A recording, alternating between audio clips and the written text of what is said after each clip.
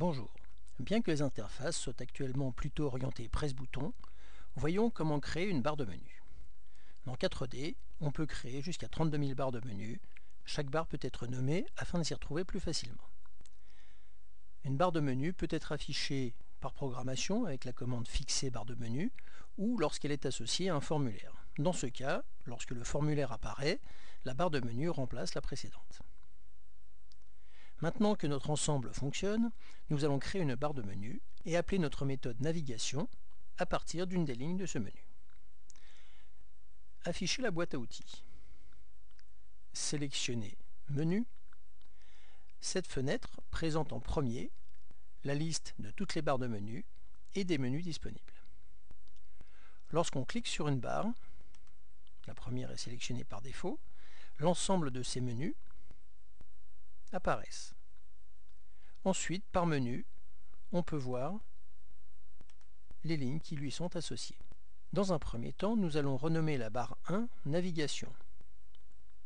Donc on clique sur la barre et ici on vient de l'appeler Navigation.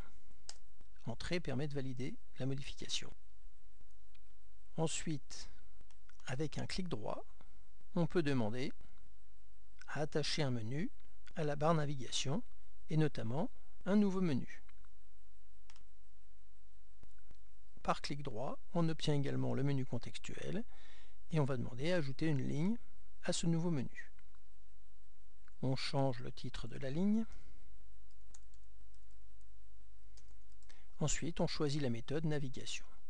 Il est fort probable que vous n'ayez qu'une seule ligne. Les autres méthodes qui sont ici correspondent aux méthodes accessibles des composants installés. Après ces manipulations, on a associé la méthode navigation à la ligne 1, elle-même associée au menu 4, lui-même associé à la barre de menu. Donc ce menu, on peut le renommer en Accès, ce qui permettra d'accéder aux différentes options que nous allons définir. Pour tester ces menus, dans le menu Exécution, on va demander à tester l'application. Et on voit bien apparaître les différents menus, dont le menu Accès, qui contient une ligne navigation, qui elle-même va exécuter la méthode navigation.